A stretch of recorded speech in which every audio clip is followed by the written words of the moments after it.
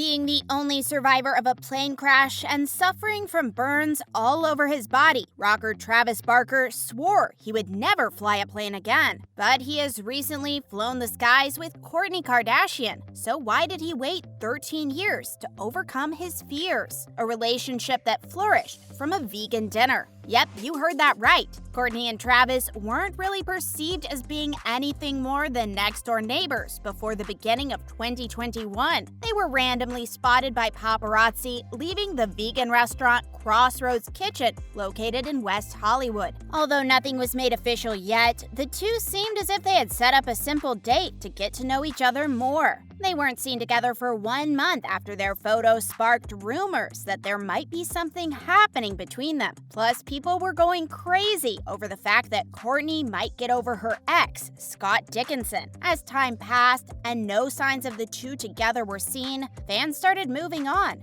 and thought that whatever Kourtney and Travis had between them was probably just a one-time fling. But two single 40-year-olds won't stop at just one date. In February 2021, Kourtney and Travis were spotted once more, and this time their dinner date shocked the media completely after they both took their kids with them to a restaurant called Nobu in Malibu. Not only did this confirm that there was something between them from the start, but it even made us realize that if you happen to be 40 and single, you don't waste a lot of time on romantic dinner dates. You meet once, introduce your family, and then boom, you're in a committed relationship. But what most fans failed to understand was that Kourtney and Travis were good friends before becoming a thing. Kourtney admitted that both of them live really close to each other, and they usually meet along with their kids at Sunday church. The Kardashian sister recently told E! News that she and Travis and their kids have even gathered together in the past and would go to cinemas and occasionally eat ice cream. The couple made it official on Valentine's Day of this year when Kourtney posted a rather interesting photo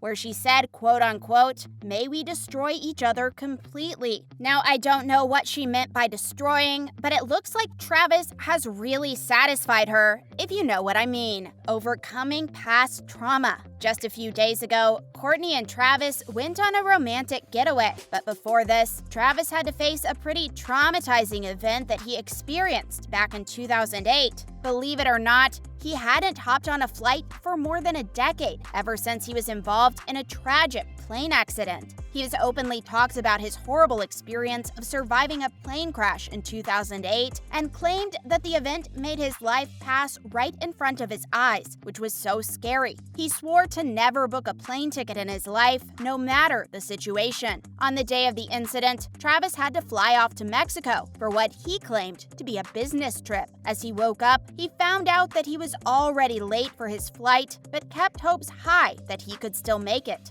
Upon arriving, Travis said that he was 1 hour late for the flight, but since this was his own private jet, it wasn't really destined to leave without him. Anyway, when he arrived, his assistant, pilot, and the security guard were already waiting for him. Sure, they were a bit irritated for waiting so long, but they instead acted chill and settled Travis in his jet. And as soon as the plane took off, the tires unexpectedly blew off, which led the plane to overrun the embankment and catch fire. I can't imagine how that moment was for everyone. A moment where only fear was rushing through your body. When the plane came crashing down, it instantly killed assistant Chris Baker, pilot Sarah Lemon, co-pilot James Bland, as well as security guard Charles Che Still. The only people that survived the plane crash were Travis and DJ AM Adam Goldstein. Little did Travis and Adam know that surviving the incident would be hard to overcome. Adam was so traumatized from what happened, he became an alcohol addict and abused several other substances to numb himself from the flashbacks of the day of the plane crash. Not too long after, his body was found lifeless in his home after he had overdosed on different substances. Although Travis managed to overcome the trauma, he wasn't unharmed from the crash. Since the plane caught on fire, he ended up covered in jet fuel when the plane crashed, and his body eventually caught on fire. If it wasn't for Adam, who helped save his life, Travis would have possibly died as well. Upon being saved, he explained that he was suffering from massive pain as his body had experienced third-degree burns. He was later rushed to the hospital, where 65% of his body was treated. After spending 100 days in the hospital and going through 26 surgeries, Travis swore he wouldn't step foot on a plane again. But 13 years have passed, and the rocker has recently been open about wanting to fly again, saying that the only reason he wants to do it is that he needs to overcome his fear of flying. Travis admitted that after the plane crash, especially after Adam passed away, he started suffering from PTSD. He only traveled by car, train, and by boat. It even went to a point where his fear of flying was so bad he would literally freak out whenever he heard plane noises and whenever he saw planes flying over him. However, love might have blinded him and his fears of flying, as he agreed to return to the skies one more time, along with Kourtney on August 14th. The luxurious trip to Italy. The couple was spotted holding hands as they were seen in Italy shopping together while eating ice cream. Fans were completely heartwarmed when photos of the new couple showed them walking through the city and taking stops just to hug and kiss each other. You can see that Travis didn't regret his flight at all, after he was seen calm as ever, enjoying the last days of summer with Kourtney, who was photographed wearing a charcoal crop top that showed off her abs, while she was smiling from ear to ear as they were both eating lunch. The two were so adorable when they touched each other's faces and cuddled throughout their meal. But this was just the start of their romantic trip. The two then headed to a bar for some drinks. Here, Kourtney was spotted attempting quite a provocative move on Travis when she straddled his lap. It didn't take long for the rocker to be completely mesmerized by her and head in for a kiss on the neck. This action led to another, and the couple continued to make out until they decided it was finally time for them to move to a different venue,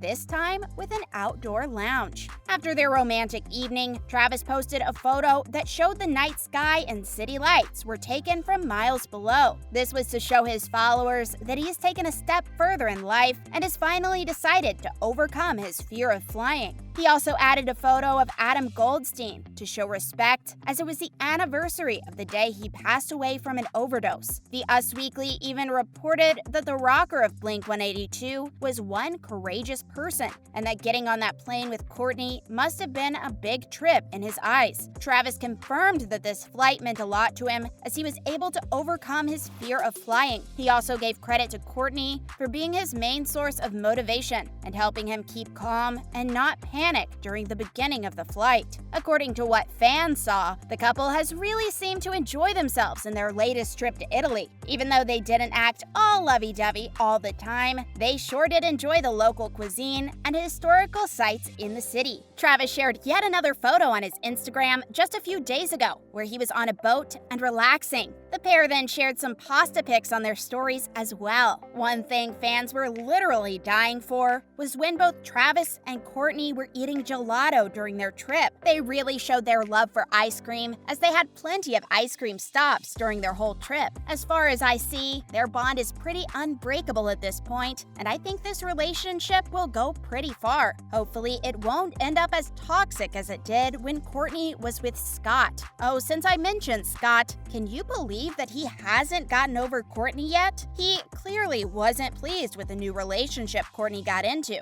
And what did he do? Well, let's just say he messaged one of Kourtney's ex-boyfriends, Eunice Benchima, and talked bad about her. Now, these messages haven't been completely confirmed, but Benchima did talk about it after it happened. Well, that's a wrap up for this video, guys. Leave a like and subscribe if you enjoyed it.